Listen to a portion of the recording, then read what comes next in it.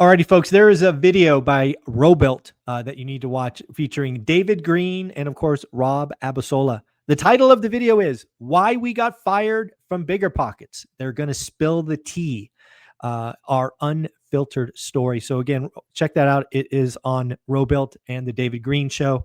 But the reason I want to talk to Coach Carson today is about the 20-minute mark. Both David Green and Rob basically say that the winner of today's environment is going to be the small and mighty investor. Coach Carson, Chad Carson, was called out by name as the winner, as the person to follow in today's environment. Now, of course, David Green and Rob had some heated words for the Bigger Pockets team, but yes, they were very complimentary, Chad, to what you were doing. So congratulations for the shout out. Wow, it's a surprise, and I appreciate David and Rob saying that. And they really should have said, said the one rental at a time and small and mighty investor community, because we're all one and the same here. We got a lot of crossover, right?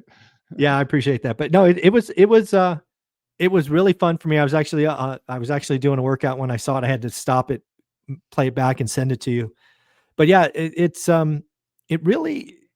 was really interesting video to watch because, again, David Green and Rob were both fired from Bigger Pockets. They talked about kind of why private equity, they were expensive talent, but they also went on to talk about just how uncomfortable working for BP was. And I thought the biggest stat for me was apparently when Rob and David Green were really killing it on Bigger Pockets, it was them two and one editor. And by the time it got to the end of the cycle, there were more editors than Rob and David. It's like who's driving the boat? And that's just not the way to do it. You've got to let the talent do the talent thing. And, again, hearing David Green talk about all the restrictions that were put on him about what he could and couldn't say, it's like that could not have been fun for either of them. So I felt bad for David and Rob. Yeah, it's a media company. And I really don't. Everything would be speculation on my part to know exactly what's going on. I've got good relationships with people at Bigger Pockets, and I also say, I love having creative control over everything I do. That's one of the reasons I've always just stayed on my own. I think you and I resonate with that we're not doing this because we want to get rich. We have a business behind it. We're doing this because we care about it. We have a mission, and we just love teaching and love sharing.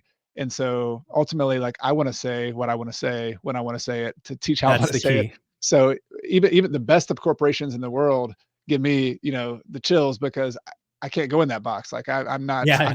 I've never worked for a corporation my entire life. The closest I ever got to being in there was being on a football team where they made me go to meetings. When I was done with college, I'm like, I am never, ever going back to anybody making me to go to any kind of meeting. So I crave autonomy and control over my day more than I control money, more than I crave money. That money's cool if it gives me flexibility, autonomy. So I think that's what when I hear that, that's the story I hear, is that I'm sure there's a lot of other stuff going on there, but big corporation, there's some benefits to being a big media company, which is what Bigger Pockets has become. There's also some benefits to being one rental at a time, Michael Zuber, the Coach Carson channel, where we can kind of have, we have a very close connection with our audience, where it's just us, our audience, and any people who work with us are just supporting our effort to connect with that audience. That's what it's all about. Yeah. And again, I think you're absolutely right. When I watched Rob and David's conversation, I felt bad for both of them because I think they both wanted to do the right things, and they just kept getting more ropes and stuff thrown on them to kind of control, quote unquote, control them. And again, Bigger Pockets has an image, and they have a CEO, and they have a board, and they have private equity, and they're going to call a direction. So, I mean, I get both sides, but when I watched that video, I left it feeling bad for Rob and David, because to me, it felt like they got the short end of the stick.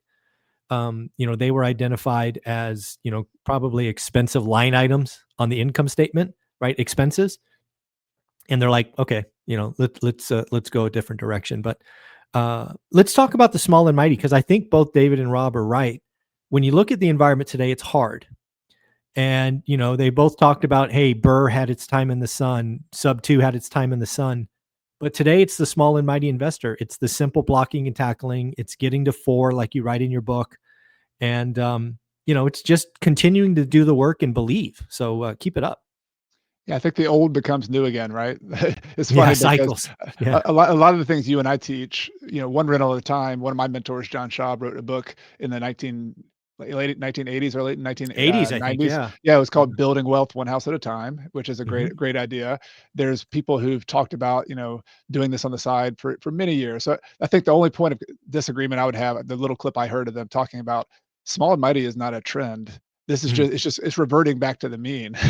This is like this wasn't a new thing. Like this is something in the 70s, the 80s. In fact, I have fun talking to like people who are in their 80s or 90s who say, yeah, Me too. back when we lived in St. Louis and in 1920s and 30s, and we had an up and down duplex, and we lived in the Yeah. top and rented out rooms to people during the Great Depression. I was like, oh, house hacking? Oh yeah, yeah, that's Yeah. exactly Yeah, what'd you guys call it then? Surviving? survive. Yeah, like basic common sense. You can't live in Yeah, a whole house because you can't afford it. So I think part of this, like even that's today, funny. people are like, you can't buy your own home and live in a 2,000 square foot house. And I'm not belittling like the affordability crisis, but like welcome to the 1920s, welcome to the Yeah. 1930s. Like, I mean, the fact that everybody could buy their own house and live in it by themselves and afford it with a single income was like, it's kind of an anomaly in the 1950s and 60s. GIs Mhm. returning from the war. Like Right.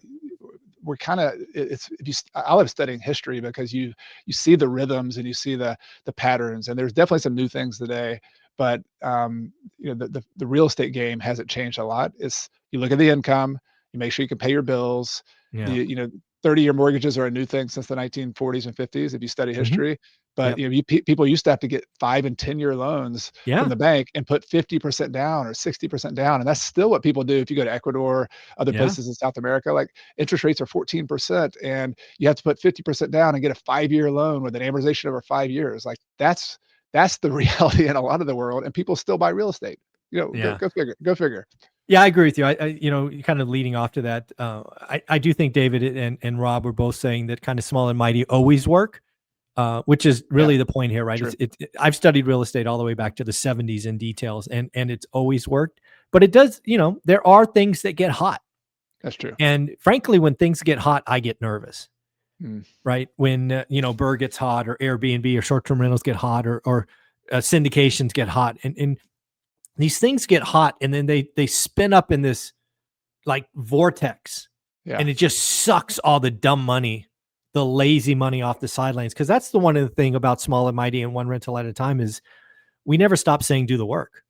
yeah. And, there are unethical coaches or, investors that'll just say, give me your money, I'll take care of you.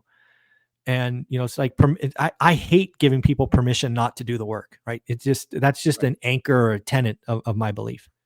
Yeah, because you're a fundamentals person where this is a little. I'm going to go off on a little tirade here a little bit. Is like the niches that people talk about, like the Burr strategy and the subject to and all that. To me, those are like a carpenter who has a toolbox and he or she has a bunch of tools in the toolbox. Hmm. That is what Burr strategy and house hacking and all that. Those are just like tools in a toolbox. And Yep. the carpenter who goes to build the house, like building the house is the thing that is always there. And Correct. you got to do the work to build the house. Like it doesn't matter what tool you have. You still have to get the tool out. You got to use the hammer. You got to use the saw. And so I think what you and I really resonate with is like, and this is the reason my community is called rental property mastery, is that you have to master the craft of doing whatever you do, whether you're a doctor, Hmm. a janitor, a teacher, a real estate investor. Like there's no shortcut. Like you got to learn to use the tool when the time is right. And if you just put your entire strategy as if the tool is the strategy, then you're going to burn every 3 to 4 years. It's going to change, and you're going to be like, "Whoa, what do I do now? What do I do now?" Like All I instead of got's a saying, hammer. What "All I happens? got the hammer. Yeah, there's no more nails. What do I do now?" Like that's the equivalent of saying the burst strategy is the best thing since sliced bread. When really Mm. what we should do is that we should be very interested in learning the tools. No doubt about it. I think that's Of awesome to course. learn the tools. Yes. But go and like what your book is, for example, is here is an overall strategy on how to get wealthy, on how to have the Yep. mindset to build wealth, on how to do the work. And then you can bring those tools into that overall strategy as opposed to saying the strategy is the best thing since sliced bread. I think it's a different mindset that you bring to it, and hopefully I bring to it as well. Yeah, I mean, you're so right. Because again, the anchor belief for me is you should not be writing a single offer until you have done the work to understand what an average deal is. Yeah, And again, I'm not telling you to do an average deal. I'm telling you do the work enough to learn average, and then you write good or great deals. yeah, Right? It's kind of that step function. And all of these people want to rush to writing deals. I'm like, that's just gambling. You might win, you might lose, right? Red or black. Sometimes it's green. Right. And it just infuriates me that people want to rush to investing without doing the work. Because you're right. If you're going to be a carpenter and build a house, you got to know, what it takes to build a house, and you got to do the work. You gotta learn how to hammer the nail on the side here before you put it on the Yeah. house, right? Yeah. Or if you wanna run a marathon, you gotta, like, run 100 yards. Like, Yeah. you get Got to learn start learn somewhere. Yeah. you gotta do the first things first. I think that's part of it's just the information's there, you can learn everything you want, but we're still like toddlers learning to walk when we start something new, and so you gotta build up to it. You gotta build that base, that foundation, and that Mhm. what I hope, Michael, is I hope this resonates with people because they kind of recognize that everything else I've learned in my life, there were not shortcuts either, and there were Correct. tools. And so when they listen to you and they listen to me, what I hope at our best is that they're like, oh, that's refreshing. Like, yeah, that's how things work. That's how I learned to speak a language. That's how I learned to do my job as an engineer. Like, oh yeah, that's the reality. And the old, like, those flashy thumbnails and all that stuff that promises all that stuff, that'll get you to click pretty quickly, but it's not going to Yeah. stick. Like, it's not going to, like, feed you in your career as a real estate investor. And so that's I think you're playing the long game. I'm trying to play the Oh long yeah. game where people come back around to the stuff that is kind of common sense and makes sense. Yeah, at the end of the day, there is no easy button to this, right? There's no easy button, get rich quick thing. That's not what real estate is. Real estate is proven to make more people millionaires than any other asset, but it takes work, takes time, takes discipline. You can't bust out. Don't do short-term debt, right? It's always the debt Yeah. that blows up. There's just some tried and true principles that Yeah. I think are small and mighty in one rental at a time. And it makes me feel good and smile when you have folks like David Green and Rob Abasola who are in the machine kind of say, coach, you're doing it the right way. Keep it up. That's just got to Yeah. feel good. It does feel good. I respect both of them a lot, and they're excellent teachers. They do great work. Both of their books, David's books and Rob's YouTube channel. I'm always texting Rob for advice on YouTube, and he's super creative. He's like a Yeah. very, very smart business person, has multiple businesses. So yeah, I respect the fact that they say that is definitely is a big compliment, and I appreciate it. Yeah. Well, coach, you're doing amazing stuff. You are changing lives and generations. Where can people find you and follow you? Coach Carson, anywhere you look, YouTube's my main home base online, and I have a new episode that comes out every Monday and Friday these days. So I have an extra Friday episode called my Nice. coaches corner. It's kind of me just ripping more informally, trying to channel my inner Michael Zuber, where I can just press Just play, riff. press record, go. And do it, and one of these days maybe I can get to your level, Michael. But Oh, come on. you're You're already there. you're still up there, man. You produce amazing work. Thank you, buddy. I appreciate you. Have a great week. All right, thanks, Michael.